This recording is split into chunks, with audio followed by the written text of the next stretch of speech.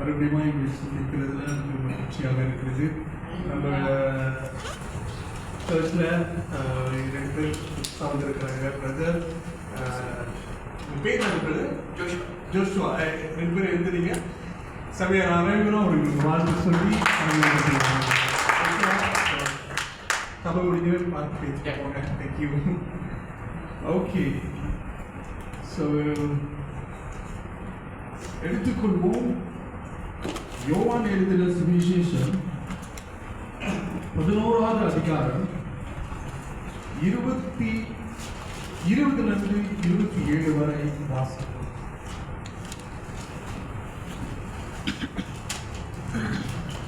யோவான் எழுதின சுவிசேஷம் 11வது அதிகாரம் 20 27 வரை வாசிப்போம்.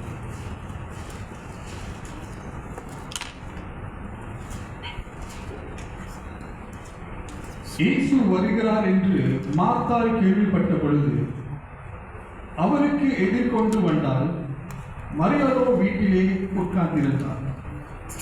மார்த்தாள் இயேசுவினிடத்தில் வந்து, ஆண்டவரே, நீர் இங்கே இருந்தீனால் என் சகோதரன் மரிக்க மாட்டான்.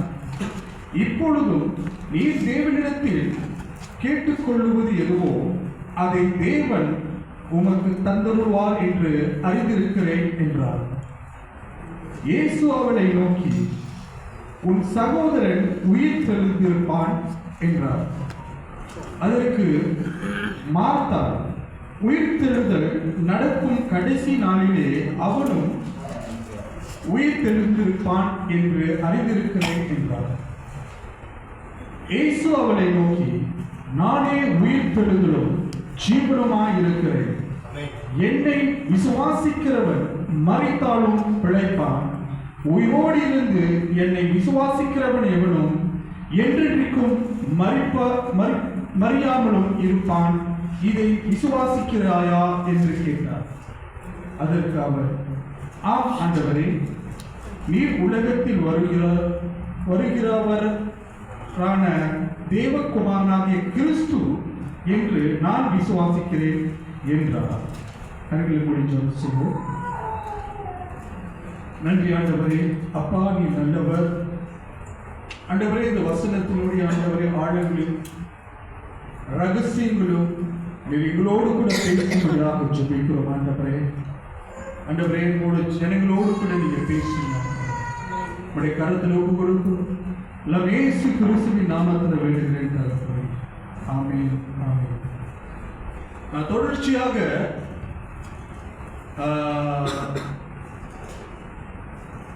3 வாரங்களாக நான் பேசிக் கொண்டிருக்கிறேன். அதாவது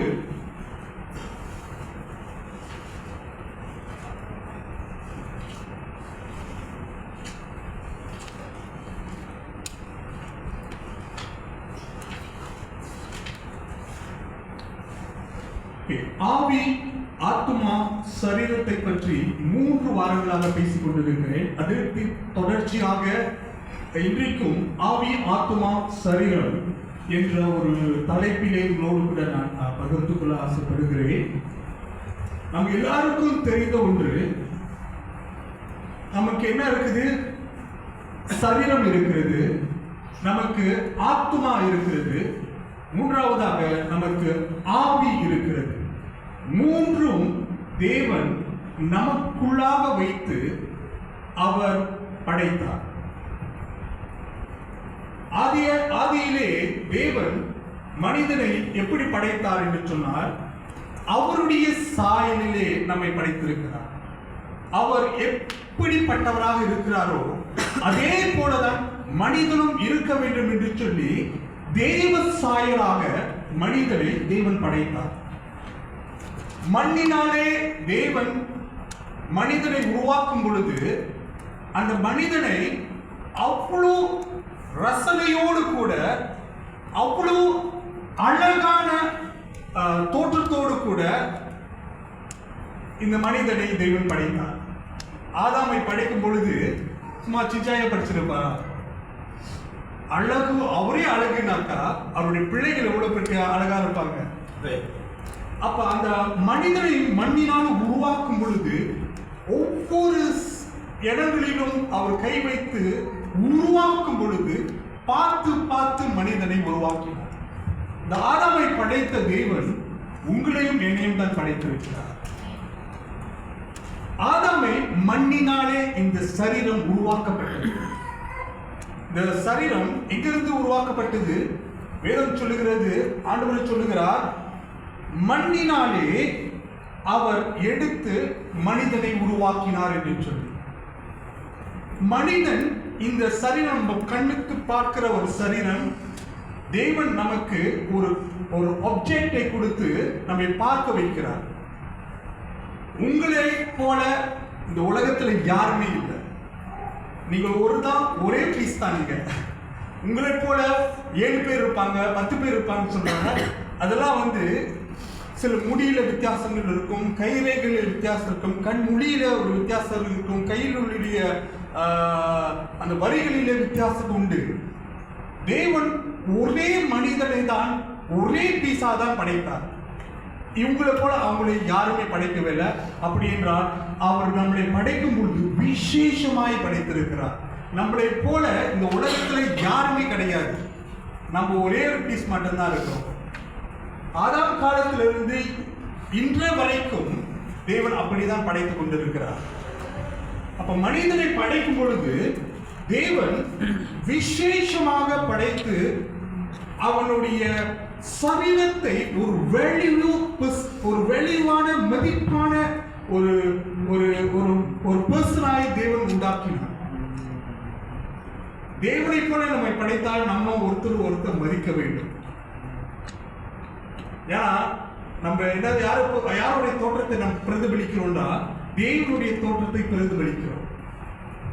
இப்ப தேவன் நமக்கும் அவர் நம் மேல் வைத்த அக்கறையின்படினாலும் நம் மேல் வைத்த அந்த வேல்யூபிள் மதிக்கப்பட்ட அவ்வளவு மதிப்பு தேவன் நம் மேல் வைத்ததனால தான் அவ்வளவு துல்லியமாக தேவன் நம்மளை படைத்திருக்கிறார்.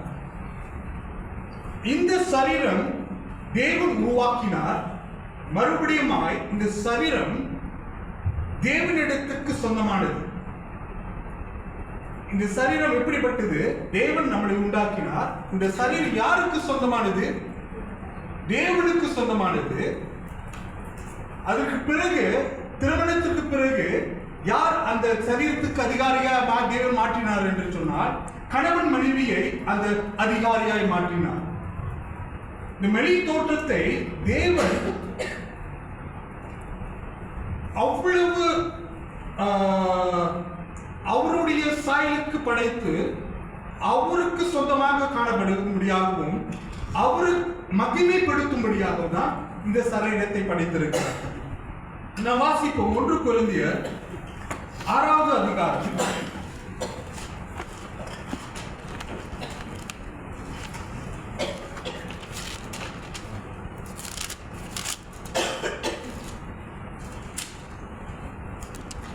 1 கொரிந்தியர் 6வது அதிகாரம் 19-20 வாசிப்போம். உங்க சரீரமானது நீங்கள் தேவனாலே பெற்றும் உங்களில் தங்கியும் இருக்கிற பரிசுத்த ஆவியினுடைய ஆலயமா இருக்குது என்றும் நீங்கள் உங்களுடையவர்கள் என்றும் அறிவீர்களா? கிரியத்தில் கொல்லப்பட்டீர்கள். ஆகையால் தேவனுக்கு உடையவர்களாகிய உங்கள் சரீரத்தினாலும் உங்கள் ஆவினாலும் தேவனை மகிமைப்படுத்துங்கள். உங்கள் சரீரமானது நீங்கள் தேவனாலே யாரால பெற்றிருக்கிறோம்? இந்த சரீரம் தேவனாலே நாம் பெற்றிருக்கிறோம். உங்களில் தங்கியும் இருக்கிற பரிசுத்த ஆவியினுடைய ஆலயமா இருக்குது என்றும் இருக்கிறோம் என்றும் நீங்கள் உங்களுடையவர்கள் அல்லவென்று அறிவீர்களா? நீங்கள் உங்களுடையவர்கள் அல்ல என்று அறிவீர்களாக.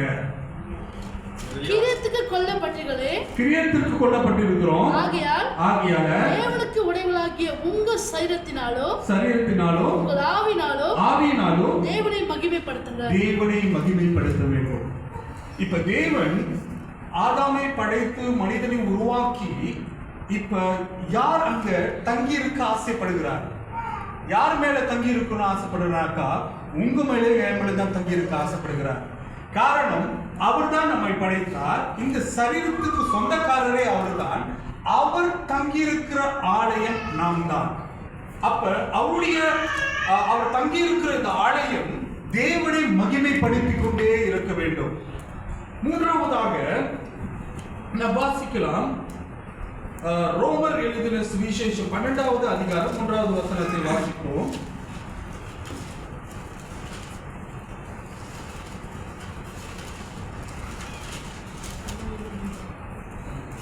ரோமர் 12:1. அப்படி இருக்க சகோதரரே, நீங்கள் உங்கள் சரீரங்களை பரிசுத்தமும் தேவனுக்கு பிரியமுமான ஜீவ பலியாக ஒப்பு கொடுக்க வேண்டும் என்று தேவனுடைய இரக்கங்களை முன்னிட்டு உங்களை வேண்டிக் கொள்கிறேன். இந்த சரீரத்தை இப்ப நமது சரீரத்தை குறித்து நாம் படித்துக் கொண்டிருக்கிறோம். தேவன் மண்ணினாலே உருவாக்கினார், அவருடைய சாயலிலே உருவாக்கினார். அவர் தங்கியிருக்கும்படியாக, அவர் நம் மேல் தங்கியிருக்கும்படியாக அவர் விரும்புகிறார். காரணம், அவர்தான் நம்முடைய சரீரத்துக்கு அதிகாரியாக இருக்கிறார். மூன்றாவதாக, அவர் நம்மை பரிசுத்த ஜீவ பலியாக இந்த சரீரத்தை ஒப்பு கொடுக்க வேண்டும் என்று சொல்லி பவுல் இந்த இடத்தில் வலியுறுத்துகிறார். 1 கொரிந்தியர் 3:16 வாசிப்போம்.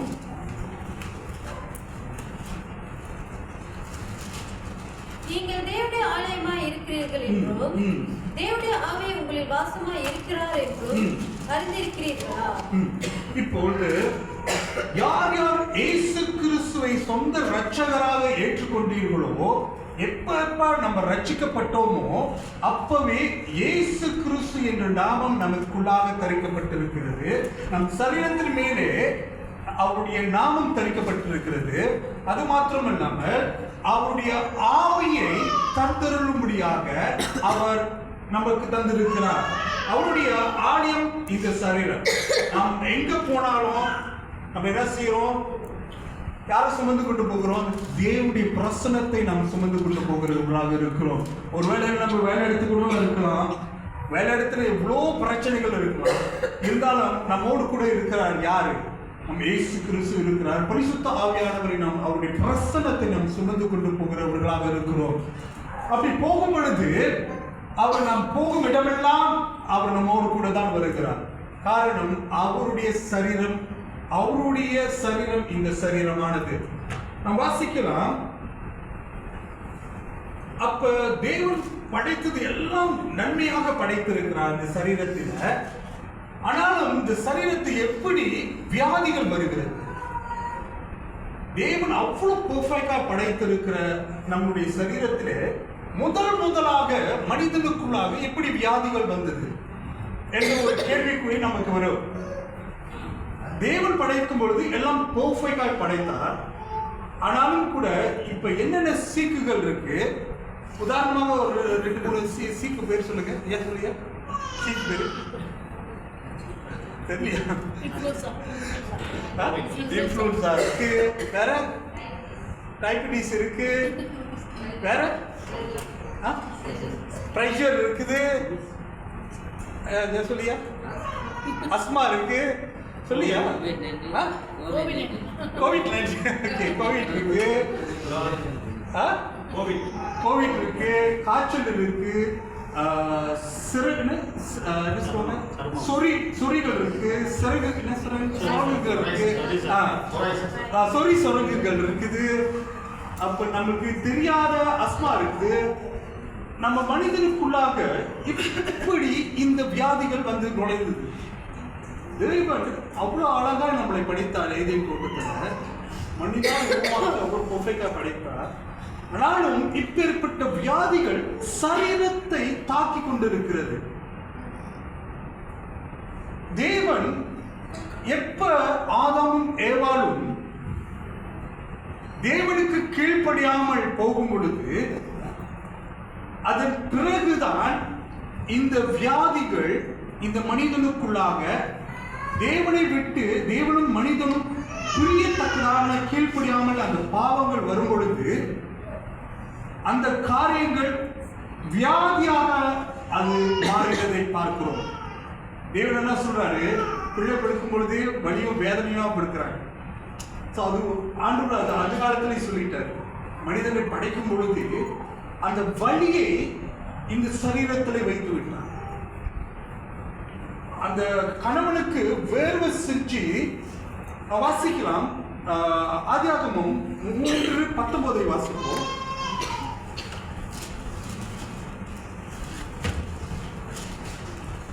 நீ பூமியிலிருந்து எடுக்கப்பட்டபடியால் நீ பூமிக்கு திரும்ப மட்டும் உன் முகத்தின் வேர்வையால் ஆகாரம் புசிப்பாய், நீ மண்ணா இருக்கிறாய், மண்ணுக்கு திரும்புவாய் என்றார். 13 வாசிக்கலாம். அப்போ தேவனாகிய கர்த்தர் ஸ்திரியை நோக்கி, நீ இப்படி செய்தது என்ன என்றார். ஸ்திரியானவர், சர்ப்பம் என்னை வஞ்சித்தது, நான் புசித்தேன் என்றார். அப்போ தேவனாகிய கர்த்தர் சர்ப்பத்தை பார்த்து, நீ இதை செய்தபடியா சகல நாட்டு மிருகங்களிலும் சகல காட்டு மிருகங்களிலும் சபிக்கப்பட்டிருப்பாய். நீ உன் வயிற்றினால் நகர்ந்து உயிரோடு இருக்கும் நாளெல்லாம் மண்ணை தின்பாய். உனக்கும் ஸ்திரிக்கும் உன் வித்துக்கும் அவள் வித்துக்கும் பகை உண்டாக்குவேன். அவர் உன் தலையை நசுக்குவார், நீ அவர் குதிங்காலை நசுக்குவாய் என்றார். அவர் ஸ்திரியை நோக்கி, நீ கர்ப்பவதியா இருக்கும் போது உன் வேதனை மிகவும் பெருக பண்ணுவேன். முதலாவது ஒரு பெண்ணிடத்துல ஒரு வேதனையை ஆண்டவர் அந்த சரீரத்திலே வைக்கிறார். வேதனையோடு பிள்ளை பெறுவாய், உன் ஆசை உன் புருஷனை பற்றி இருக்கும், உன்னுடைய ஆசை உன் புருஷனை பற்றி இருக்கும், அவன் உன்னை ஆண்டு கொள்வான் என்றார். பின்பு அவர் ஆதாமை நோக்கி, நீ உன் மனைவின் வார்த்தையை செவி கொடுத்து புசிக்க வேண்டாம் என்று நான் உனக்கு விளங்கின விருட்சத்தின் கனியை புசித்தபடினாலே பூமி உன் நிமித்தம் சபிக்கப்பட்டிருக்கும். நீ உயிரோடு இருக்கும் நாளெல்லாம் வருத்தத்தோடு அதன் பலனை புசிப்பாய். அது உனக்கு முள்ளும் குறுக்கும் முளைப்பிக்கும். வெளியின் பயிர் வகைகளை புசிப்பாய். நீ பூமியிலிருந்து எடுக்கப்பட்டபடியால் நீ பூமிக்கு திரும்ப மட்டும் உன் முகத்தின் வேர்வையால் ஆகாரம் புசிப்பாய். நீ மண்ணா இருக்கிறாய், மண்ணுக்கு திரும்புவாய் என்றார். தேவன் ஆதாம் ஏவாளையும் படைக்கும் பொழுது அந்த சரீரத்தை பெர்ஃபெக்டாய் படைத்தார். அதன் பிறகு வலியும் வேதனையும் அதனோடு கூட வியாதிகளும் அந்த காலகட்டத்திலே வருகிறது. நாம் ஆதியாகத்தில் படிக்கும் பொழுது 12வது அதிகாரத்துல தான் ஒரு வியாதி வருகிறதை நாம் பார்க்க முடியும். அப்ப சரீரத்தில் தேவன் அவ்வளவு அழகாய் படைத்து ஒவ்வொன்றும் அழகாய் படைத்து விட்டு எப்பொழுது மனிதன் தேவனுக்கு கீழ்ப்படியாம போகும் பொழுது அந்த பாவம் மனிதனையும் தேவனையும் விட்டு பிரித்து விட்டது. இப்ப தேவனை கான்டாக்ட் பண்றதுக்கு இப்ப யாரும் கிடையாது. டைரக்டா ஆண்டவரை பார்ப்பதற்கு அங்க ஒரு பிழை உண்டானபடினால அப்பாவை தேடுகிறதற்கு அங்கு இடமில்லாமல் போகிறது. அதன் பிறகு நாம் பார்க்கும் பொழுது நாம் சரீரத்திலே நாம் என்ன பார்க்கிறோம்? முதலாவது சரீரம் தேவன் உருவாக்கின அழகான ஒரு படைப்பு. இரண்டாவதாக நாம் பார்க்கும் பொழுது நம்முடைய சரீரம் தேவனுக்குரியதாக இருக்கிறது. மூன்றாவது தேவன் இந்த சரீரத்தின் மேலே அவர் தங்கியிருக்கிற ஆலயமாக இருக்கிறது. நான்காவதாக நம் மேல் அது இந்த சரீரத்திலே வியாதிகள் வருகிறதை பார்க்கிறோம். அது மாத்திரம் இல்லாமல் நம்முடைய சரீரம் கடைசி நாட்களிலே இந்த சரீரம் என்ன ஆகிறது? நம்ம மண்ணினாலே உருவாக்கப்பட்டு மண்ணினாலே படைக்கப்பட்டு இருக்கிறோம்.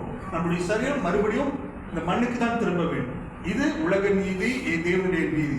ஆனாலும் கூட தேவனுடைய வருகையிலே நமக்கு கடைசி ஒரு வாக்குத்தத்தம். என்ன வாக்குத்தத்தம் என்றால், நம்முடைய சரீரத்தை தேவன் ஒரு மகிமையின் சரீரமாய் மாற்றுவார் என்று சொல்லி, அந்த மகிமை சரீரத்தோடு கூட தான் நம் பரலோகத்துல என்றென்றும் வாசமாய் இருப்போம். அவரோடு கூட என்றும் அவரோடு பிரசன்னத்தினால் நம் மூடி மறைத்திருப்போம். அவருடைய பரலோகத்துல ஆடலும் பாடலும் கொண்டாட்டம் தான் இந்த சரீர அங்க மகிமையின் சரீரத்தில் நம்ம காணப்படுவோம். இப்ப நம்ம சரீரத்துல யார் யாரும் நம்ம கண்டுகொள்றோம். எலிஷாய் தெரியுது, எபிராம் இருக்காங்க, வெலசியா இருக்கு. ஸோ இப்போ எல்லாமே யார் எங்க இருக்கிறாங்க அப்படின்னு சொல்லிட்டு நமக்கு கண்ணால பார்க்க முடியுது, ஐடென்டிஃபை பண்ண முடியுது. அதே போலதான் நாம் பரலோகத்துல பார்க்கும் பொழுது யார் யார் என்பதை நாம் கண்டுகொள்ளும்படியாக மகிமையின் சரீரம் தேவன் நமக்கு கொடுத்திருப்பார். மூன்றாவது, அதன் பிறகு நம்முடைய ஆத்துமா தேவன், முதலாவது சரீரத்தை பார்த்தோம், இரண்டாவதாக நாம் பார்க்க போகிறது ஆத்துமாவை குறித்து. ஆத்துமா எப்பேற்பட்டது, ஆத்துமா தேவனை எப்படி தேடுகிறது, ஆத்மாவுடைய காரியங்கள் என்ன என்று நாம் கொஞ்சம் சற்று சிந்தித்து பார்ப்போமாக. தேவன் படைக்கும் பொழுது வாசிப்போம், ஆதியாகமம் 2:7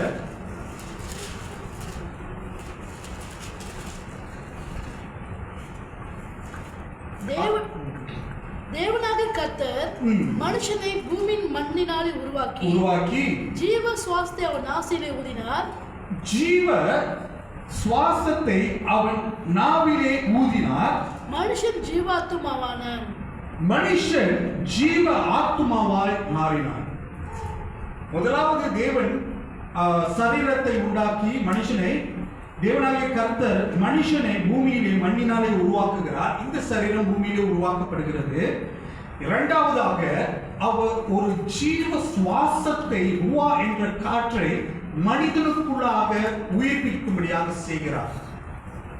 அதன் பிறகு நாம் பார்க்கும்போது ஜீவனும் ஆத்மாவும் அது ஒன்றாய் இணைகிறதை நாம் பார்க்க முடியும்.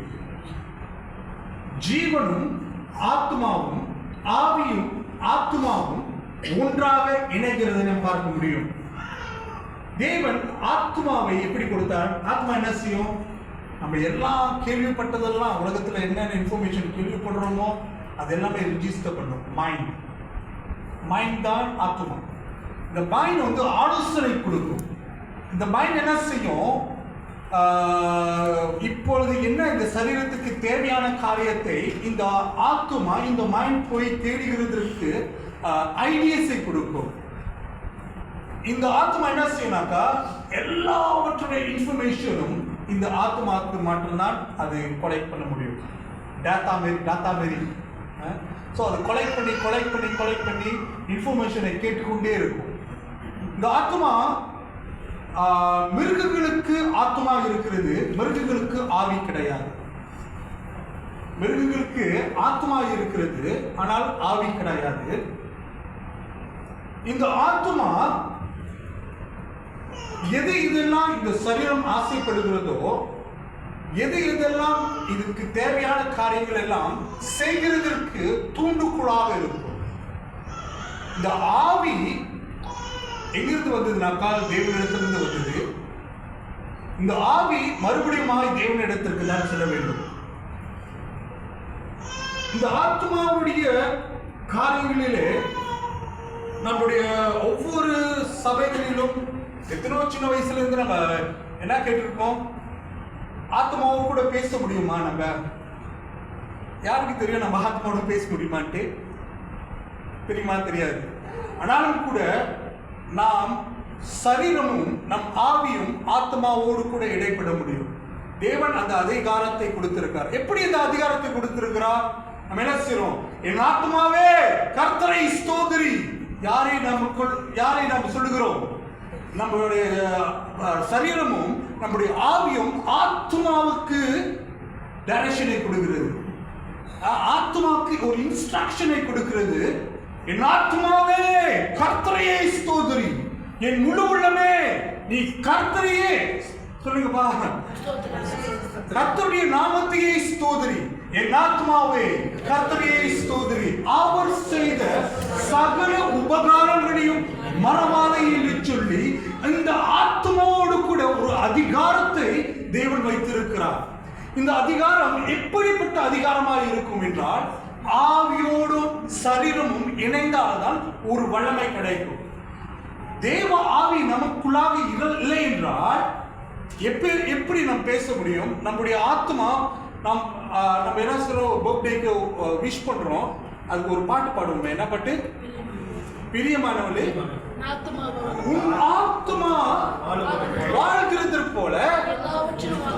அப்ப இந்த ஆத்துமா தேவனுக்கு கீழ்ப்படிந்து தேவனுடைய ஆவி உடையவனாக இந்த ஆத்துமா இருக்கும் என்று சொன்னால் அதுக்கு காணப்படுகிற வாஞ்சை என்னப்பட்டதா இருக்குமா? தேவனுடைய சிந்தை என்றால் ஒரு வாஞ்சையாக இருக்கும். அப்ப என் ஆத்துமாவே கர்த்தரை சோத்தரின்றானா, என்னுடைய ஆத்மாவுக்கு நான் ஒரு கட்டளை இடுகிறேன்.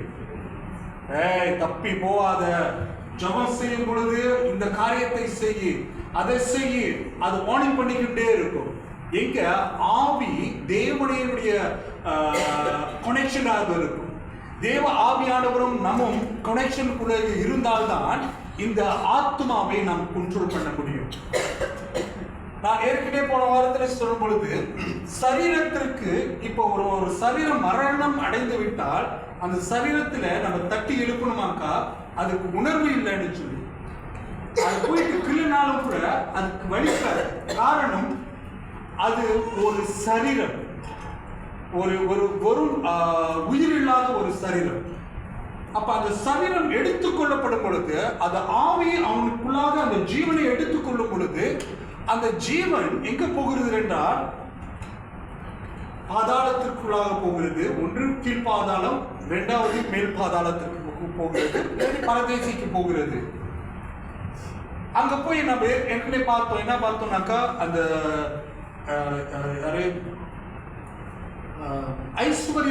ஐஸ்வர்யவானும் அவனுடைய வேலைக்காரனாகிய லாசருஸ் பற்றி அவர்கள் இருவரும் மரித்து போகிறார்கள், மரித்து அடக்கம் பண்ணப்படுகிறார்கள்.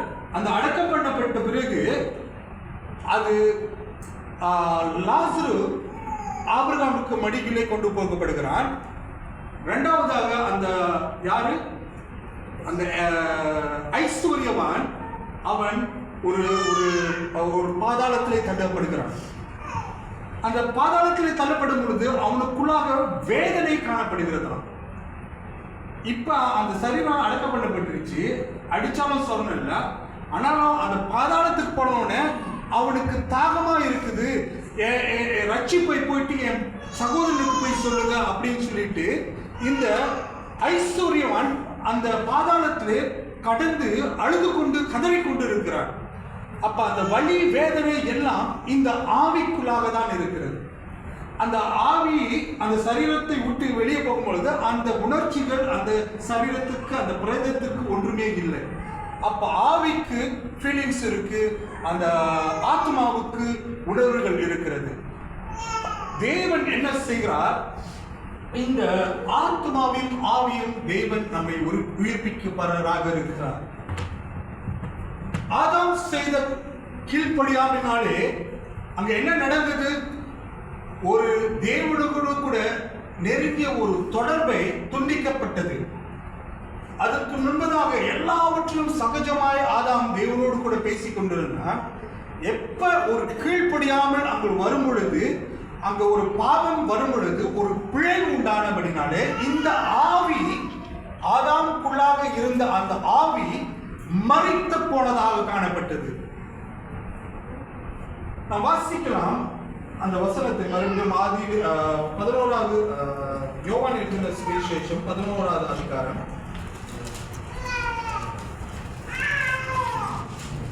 23 வாசிக்கிறோம்.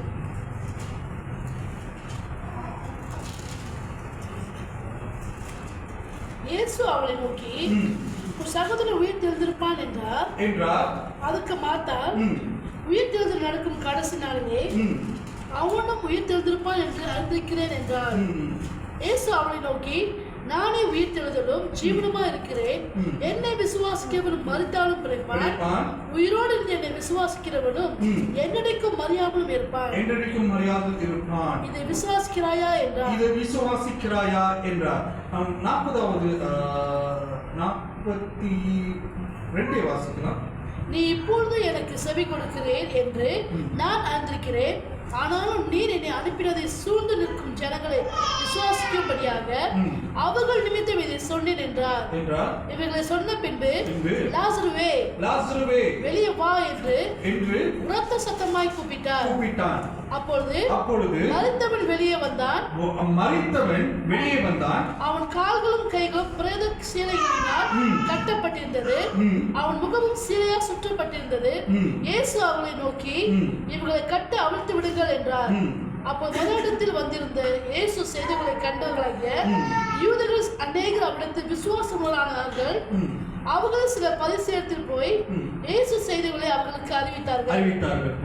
ஓகே, இப்ப இந்த ஒரு லாசரு இயேசுவோட நண்பன், மார்த்தாள் மரியாளுடைய சகோதரன் மரித்து போய்விட்டார். மரித்து போய் 4 நாட்கள் ஆயிடுச்சு. அவனுடைய கல்லறையிலே வைத்து கல்லை புரட்டி மூடி வைத்து விட்டார்கள். 4 நாட்களாக இந்த சரீரத்திலே அவனுக்கு ஜீவன் இல்லை. அவன் சாப்பிடல. அவன் மற்ற காரியங்களுக்கு அவன் வயிறு அவனுக்கு பசிக்கல. காரணம், அவனுடைய சரீரம் செத்ததாக இருக்கிறது. செத்தவனுக்கு எங்காச பசி இருக்குமா? இல்லை. இப்ப 4 நாள் ஆயிடுச்சு. அந்த மனுஷனுடைய ஜீவன் ஆவியும் அவனுக்குள்ளாக காணப்படவில்லை. அவனை ஒரு சீலையினாலே கட்டப்பட்டிருக்கிறார்கள், அடக்கப்பட்டார்கள். இப்ப அந்த மனுஷனுக்குள்ளாக இப்ப இயேசு கிறிஸ்து அந்த இடத்துல போகிறார். அந்த இடத்துக்கு போகும் பொழுது அவருக்கு தெரியும், அவர் ஜீவனை தருகிறவராக இருக்கிறார். அவர் நமக்காக ஜீவனை கொடுத்து நம்மை மீட்டெடுத்திருக்கிறார். லாசருவினுடைய மரணம் தேவனுடைய மகிமைக்கென்று அது தேவன் அந்த காரியத்தை நடப்பித்தார். இப்போ இயேசு கிறிஸ்து அந்த இடத்துல என்ன ஒரு சம்பவம் நடக்குது என்றால், நாம் வாசிப்போம் 11:35 வாசிப்போம். யோவான் 11:35 இயேசு கண்ணீர் விட்டார். இப்ப 4 நாளா ஆயிடுச்சு, அடக்கம் பண்ணிட்டாங்க. இயேசு கண்ணீர் விட்டார் என்று சொல்லி பார்க்கிறோம். எதுக்கு இயேசு கண்ணீர் விடணும்? பைபிள்லேயே மிக ஒரு சின்ன ஒரு அதிகாரம் என்ற ஒரு வசனம் என்றால் இயேசு கண்ணீர் விட்டார். இதுதான் ஒரு சின்ன ஷார்ட்டான ஒரு வசனம். எதற்கு இயேசு கண்ணீர் விட வேண்டும்? புதிய ஏற்பாட்டு காலத்திலே 3 இடத்திலே தேவன் இயேசு கிறிஸ்து கண்ணீர் விட்டதை பார்க்கிறோம். முதலாவது எங்கு கண்ணீர் விட்டார்? அவர் ஜனங்கள், அவருடைய இஸ்ரேல் ஜனங்கள் அவரை ஏற்றுக்கொள்ளவில்லை, அவரை புறக்கணித்தார்கள் என்று சொல்லி வேதனையோடு கண்ணீர் விட்டார். இரண்டாவது, கடைசியாக 3வதாக அவர் எங்கு கண்ணீர் விட்டார்? கெத்செமனே தோட்டத்துக்கு முன்பதாக அவருடைய பாடுகளை, அவர் செய்ய போகிற அந்த பாடுகளை நினைத்து அவர் வேர்வை இரத்த கண்ணீரை போல தலையில் விழுந்துதான். அது மாத்திரமல்லாக அவர் யார், லாசரு மரித்து போனான் என்று சொல்லி அவருக்காக கண்ணீர் விட்டிருக்கிறார். இது எல்லாவற்றிற்கும் காரணம் என்னென்று சொன்னால், அழிந்து போகிற ஜனங்கள் அவரை அறிந்து மரிக்க கூடாது என்று சொல்லி அவருடைய ரட்சிப்பை பெற்றுக்கொண்டு மரிக்க வேண்டும் என்றுதான் அவருடைய திட்டம். ரட்சிப்பை பெற்றுக்கொள்ளாமல் அவர்கள் மரிப்பார்கள் என்று சொன்னால் அவர்களுடைய நிலைமை பரிதாபத்தினுடைய நிலைமை. அவர்கள் மறு நிமிஷமே மரித்து போன பின்பு அவர்கள் தேவதூதர்களாக பாதாளத்துக்கு கொண்டு போய் நித்திய நரகத்திற்கு அவர்கள் கொல்லப்படுவார்கள். அங்கு வலியும் வேதனையும் துன்பமும் பட்கடிப்பும் குழுவும் இருக்கிற நிறைந்த அக்கினி நிறமாக இருக்கிற இடமாக இருக்கிறது. அந்த இடத்திற்கு போகக்கூடாது. ரட்சிப்பு இயேசு கிறிஸ்துவின் மூலியமாக தான் வரும் என்று சொல்லி இப்ப இயேசு கிறிஸ்துக்கு தெரியும், அவருடைய ஆவியில அவருக்கு தெரியும் லாசரு மரித்து போய்விட்டான். அவருடைய ஆத்மா எங்க இருக்குது? பாதாளத்தில் இருக்குதா இல்ல பரதேசத்தில் இருக்குதா என்று சொல்லி யாருக்கு தெரியும்? இயேசு கிறிஸ்துவுக்கு மாத்திரம் தான் தெரியும். அப்ப இயேசு கிறிஸ்துக்கு தெரிய வேண்டும் என்றால் இப்போ 4 நாங்களா ஆயிடுச்சு, லாசரஸ் மரித்து போயிட்டாரு. அவருடைய ஆவி எங்க இருக்கு? அப்ப ஒண்ணு பரலோகத்துக்கு போயிருச்சுனாக்கா அங்க போன லாசரு, ஐயோ இந்த பரலோகமே போதும்பா, நான் பூமிக்கு வரமாட்டேன்னு சொல்லிட்டு இயேசு ஒரு சண்டை போட்டுருப்பாரு.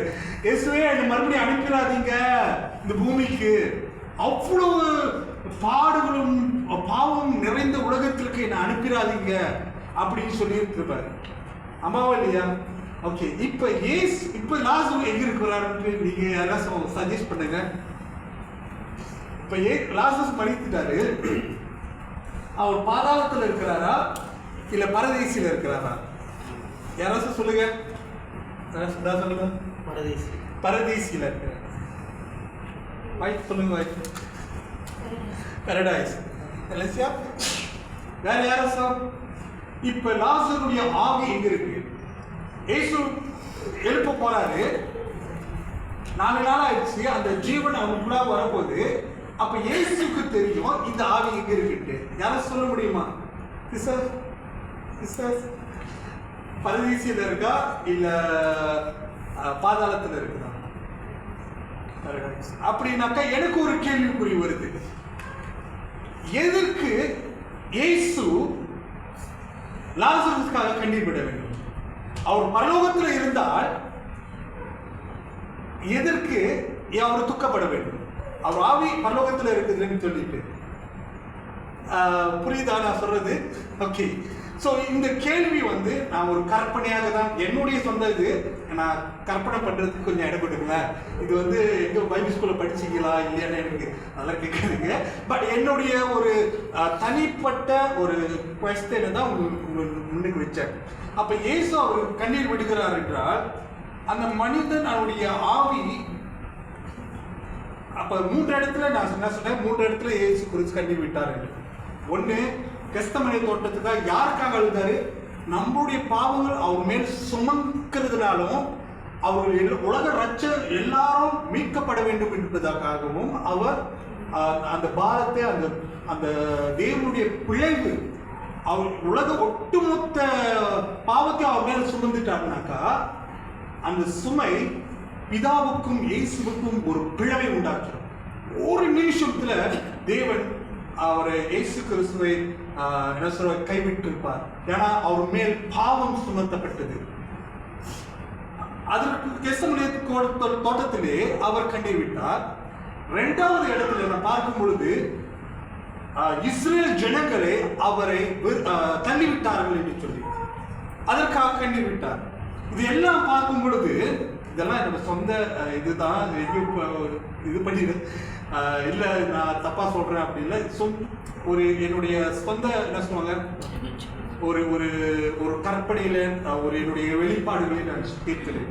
ஸோ அதனால அப்ப அந்த லாசருடைய ஆத்துமா நான் நினைக்கிறேன் பாதாளத்துக்கு போயிடும் என்றுதான் நான் நினைக்கிறேன். இது எனக்கு அது உண்மையாக எனக்கு தெரியாது, பட் நான் நினைக்கிறேன் பாதாளத்துக்கு போகும்போது இயேசு அந்த ஆவி எங்க இருக்கிறது பார்த்து எப்படி இந்த ஐசுரனுடைய ஆவி தவித்ததோ, ஐயோ நான் வேதனைப்படுகிறேனே, எனக்கு தண்ணீர் தாவு கொடுங்க, ஐயோ என்னுடைய சகோதரர்கள் இன்னும் 5 பேர் வெளியே இருக்கிறாங்க, உலகத்துல இருக்கிறாங்களா, அவங்க எல்லாம் ரட்சிப்பு கொண்டு வரணுமே, ஐயோ நான் நரக வேதனைப்படுகிறேன்னு சொல்லிட்டு இதுல அங்கலாய்த்து கொண்டு இருக்கிற இந்த ஐசுரனுடைய ஆவி எப்படி தவித்துக் கொண்டிருக்கிறதோ அதே போலதான் லாசருடைய யாராவது இயேசு கிறிஸ்துவுடைய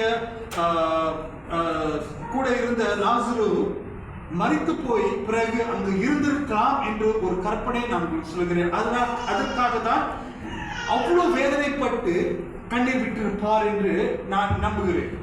அது அப்படி இருக்கும் பொழுது அந்த மனுஷனுடைய தேவன் இப்ப 4 நாள் ஆயிடுச்சு. இப்ப ஆண்டவர் சொல்றாரு கல்ல புரட்டி போடுங்க.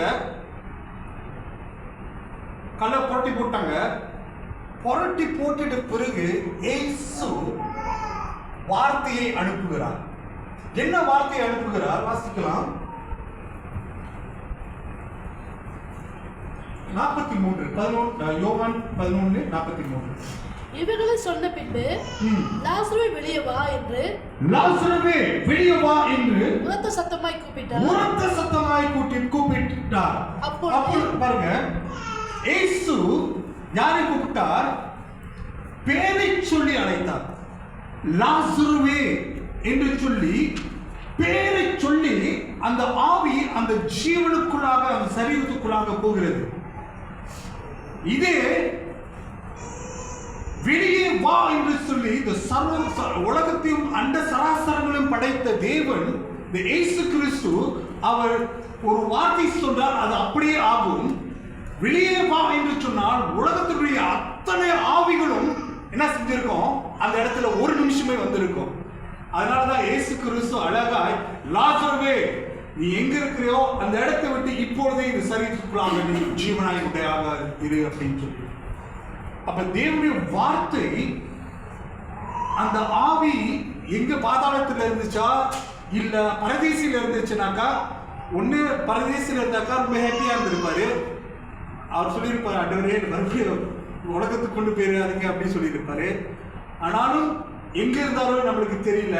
ஆனாலும் அவருடைய சொன்ன வார்த்தை, அனுப்பப்பட்ட வார்த்தை மூலமாக அந்த ஜீவன், அந்த ஆவி மறுபடியும் அந்த லாசருக்குள்ளாக போனது. இப்ப லாசரு கட்டப்பட்டவனாக இருக்கிறான். உயிர் வந்துருச்சு, ஜீவன் வந்துருச்சு, ஆவி வந்துருச்சு, அவனுக்குள்ளாக எல்லாம் வந்து விட்டது. ஆனாலும் கூட அவனுக்கு நடக்க முடியாமல் ஒரு சூழ்நிலை, கட்டப்பட்ட சூழ்நிலை. நம் ஆவிக்குரிய மரணம் எல்லாத்துக்கும் வரும். நாம் எப்பொழுது தேவனை அறியாமல் இந்த உலகத்தில் வாழ்ந்து கொண்டிருந்தோமோ அப்பொழுதே நம் ஆத்மா, நம்முடைய ஆத்மாவும் நம்முடைய ஆவியும் மரணத்துக்குள்ளாக இருந்தது.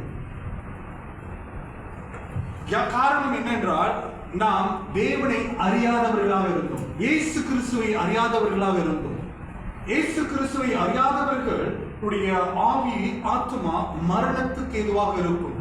காரணம், ஆவி தேவனை சார்ந்துதான் இருக்கும். நமக்குள்ளாக இருக்கிற ஆவி எப்பொழுதும் ஆண்டவர் கடவுளை தேடிக்கொண்டேதான் இருக்கும். உலகத்திலையும் பாருங்க, எல்லா மதங்களிலும் அவர்கள் என்ன சொல்றாங்க, ஒரு கடவுளை நான் இது பார்க்கணும் அப்படின்னு சொல்லிட்டு எல்லாரும் போறாங்க, கடவுளை தேடி போகிறார்கள். ஆனாலும் கூட நித்திய ஜீவனை யாரும் கண்டடையவில்லை. உலகத்தில் உள்ளவர்கள் நித்திய பரலோகத்திற்கு போகிற வழியை அவர்கள் கண்டடையவில்லை. இயேசு கிறிஸ்துவை மெய்யான தேவன் என்று அவர்கள் அறியாதபடினால அவர்கள் இன்னும் மரணத்தினுடைய அவருடைய ஆவி மரணத்துக்கு எதுவாக இருக்கிறது. காரணம், ஆதாம் செய்த அந்த பிழைவு அது அப்படி மனிதனை தொடர்ந்து கொண்டு வருகிறது. எப்ப இயேசு கிறிஸ்துடைய ரட்சிப்பிற்குள்ளாக நாம் நடத்தப்படுகிறோமோ அன்றைக்கு தான் நம்முடைய ஆவி எப்படி இந்த லாசருக்குள்ளாக வந்ததோ, ஒரு ஜீவன் வந்ததோ, இயேசுவின் நாமத்தினாலே நாம் ஜீவன் பெற்றுள்ளவர்களாக மாறுகிறோம். நம்முடைய ஜீவன் நம் இயேசு கிறிஸ்துவை நாம் ஏற்றுக்கொண்டிருக்கலாம். ஆனாலும் கூட நம்முடைய ஜீவன் கட்டப்பட்டதாக இருக்கும்.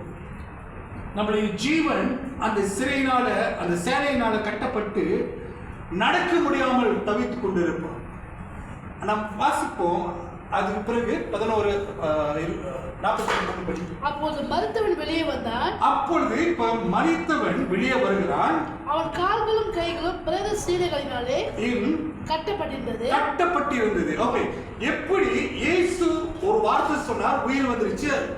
அதுவும் அவன் வெளியே வரான். ரெண்டும் காலம் நடக்க முடியாது. குச்சி வந்தானா இல்ல எப்படி வந்தான்னு நம்மளுக்கு தெரியாது. ஆனாலும் அவன் கட்டப்பட்டவனாய் தேவன் அந்த வார்த்தைக்கு கீழ்ப்படிந்து முன்னோக்கு வருகிறான். வாசிப்போம். அவன் முகமும் சீலையாக சுற்றப்பட்டிருந்தது. இயேசு அவர்களை நோக்கி, இவனை கட்ட அவிழ்த்து விடுங்கள் என்றார். இயேசு அவனை நோக்கி கட்ட அவிழ்த்து விடுங்கள் என்றார். அப்போது மலையாளத்தில் வந்திருந்து இயேசு செய்தவர்களை கண்டவர்களாகிய யூதர்கள் அநேகர். ஓகே, இப்ப கட்டப்பட்டவர்களுடைய கட்டுகள் அவிழ்க்கப்படவில்லை. இயேசுடைய சத்தத்தை நாம் கேட்டுக்கொண்டிருக்கலாம், ரட்சிக்கப்பட்டு கொண்டிருக்கலாம், எவ்வளோ சபைக்கு போய் கொண்டிருக்கலாம். ஆனாலும் கூட நாம் கட்டப்பட்டவர்களாக, கண்கள் மூடப்பட்டிருக்கிறது, சிலைகள்லாம் நடக்க முடியாமல் நம்முடைய ஆவி தவித்துக் கொண்டிருக்கிறதா? காரணம், நாம் தேவனோடு ஒன்றாக இணைந்து நாம் இருக்க வேண்டும் என்றுதான் தேவனுடைய விருப்பம். ஆனாலும் தேவனுடைய சத்தத்தை கேட்க முடியுது, ஆனா என்னால பார்க்க முடியலையே. ஏதோ ஒரு ஆண்டுடைய டைரக்ஷன் காதுல கேட்குது, நம்மளுடைய ஆவியில கேட்டுக்கொண்டே இருக்கும். நம்மளுடைய ஆவி நமக்குள்ளாக பேசிக்கொண்டே இருப்பாரு. ஆவியானவர் சொல்லுவாரு, பரிசுத்த ஆவியானவர் சொல்லிக்கிட்டே இருப்பாரு, ஐயா இது செய்யாத, அதை செய்யாத, இது அங்க போ, நீ அதை செய்ய, இது அப்படி சொல்லிட்டு கனவு மூலியமாக பேசிக்கொண்டிருப்பாரு. சத்திய வேதத்தின் மூலியமாக பேசிக்கொண்டிருப்பாரு. அவர் தூக்கத்திலே நம்மோடு கூட பேசிக்கொண்டிருப்பாரு. அவர் நம்ம மோட்டர் ஓட்டிக்கிட்டு இருக்கிறப்ப நம்மோடு கூட பேசிக்கிட்டு இருப்பாரு. ஆழமான சத்தம் நம்மோடு கூட இப்போது துணித்து கொண்டு இருக்கும். அந்த சத்தம் எங்கிருந்து வருகிறது என்றால், தேவ ஆவியானவர் நம்மோடு கூட பேசிக் கொண்டிருக்கிறார். அல்லேலூயா. அப்ப தேவன் சொல்லுகிற அந்த வார்த்தைக்கு நாம் கீழ்ப்படிந்து நம்முடைய சீலைகளை கட்ட அவிழ்க்கிறதற்கு நாம் ஒரு இடத்திற்கு போக வேண்டும். தேவனுடைய சபைகளிலே அந்த கட்டுகள் அவிழ்க்கப்படும். நான் வாசிக்கலாம் மறுபடியும். இது 43. இவர்கள் சொன்ன பின்பு லாசரு வெளியே வா என்று உரத்த சத்தமாய் கூப்பிட்டார். அப்போ மரித்தவன் வெளியே வந்தான். அவன் கால்களும் கைகளும் பிறகு சீலைகளால் கட்டப்பட்டிருந்தது. அவன் முகமும் சீலையால் சுற்றப்பட்டிருந்தது. இயேசு அவர்களை நோக்கி இவனை கட்ட அவிழ்த்து விடுங்கள், இவனை கட்டுகள் அவிழ்த்து விடுங்கள் என்றார். இந்த கட்டுகள் அவிழ்க்கிறதற்கு நாம் அனுதினமாய் தேவனுடைய சமூகத்தை நாட வேண்டும். தேவனுடைய சமூகத்தை நாம் நாடும் பொழுதுதான் இந்த கட்டுகள் அவிழ்க்கப்படும். தேவனுடைய சபைகளிலே நாம் ஊழியங்களிலும் சபைகளிலும் நாம் காணப்படும் பொழுது, தேவனோடு கூட நெருங்கிய தொடர்போடு கூட இருக்கும் பொழுது, தேவன் என்ன செய்கிறார்? ஒரு கட்டுகளாய் நம்ம அழுத்து விட்டு போய்கிட்டு இருப்பார். நம்முடைய ஜீவன் அவருடைய ஆவியோடு கூட இணைக்கும்படி வரைக்கும் தேவன் நம்மை புறப்பட்டு கொண்டே இருப்பார். ஹல்லேலூயா. நம்முடைய வாழ்க்கையிலும் கூட நாம் எவ்வளோ ஒரு ஆவியில கட்டப்பட்டவர்களாக இருப்போம். யார் நமக்கு இந்த விடுதலை கொடுப்பார்? யார் நமக்கு இதிலிருந்து ஒரு சொல்யூஷன் கொடுப்பார் என்று சொன்னால், இயேசு அவர் சொல்லியிருக்கிறார், நானே உயிர்த்தெழுதலும் ஜீவனுமாய் இருக்கிறேன். என்னை விசுவாசிக்கிறவன் மரித்தாலும் பிழைப்பான். உயிரோடு இருந்து என்னை விசுவாசிக்கிறவனும் என்று நிற்கும் மரியாமலும் இருப்பான் என்று தேவன் சொல்லியிருக்கிறார். அல்லேலூயா. தேவன் உங்களையும் என்னையும் இதுவரைக்கும் நடத்தி ஜீவன் உடையவர்களாக தேவன் நம்மை மாற்றிக் கொண்டிருக்கிறார். நம்முடைய ஆவி தேவனுக்கு சொந்தமானது. நம்முடைய ஆவி எப்பொழுதும் தேவனை சார்ந்து இருக்கும் பொழுது நம்முடைய மாம்ச கிரைகளை நாம் அவிழ்த்து போடத்தக்கதாக தேவன் கிருபை அளிப்பாராக. நாம் எழுந்து நாம் ஜெபம் செய்வோமாக. நன்றி ஆண்டவரே, பாவுக்கு நன்றி செலுத்துகிறோம். ஆண்டவரே, பா நீர் நல்லவர். அப்பா, எங்கள் ஆவி ஆத்மா சரீரம் முழுவதுமாய் நீர் ஆண்டவரே அப்பா நீ கட்ட அவிழ்க்க முடியாது என்று ஜெபிக்கிறோம். ஆண்டவரே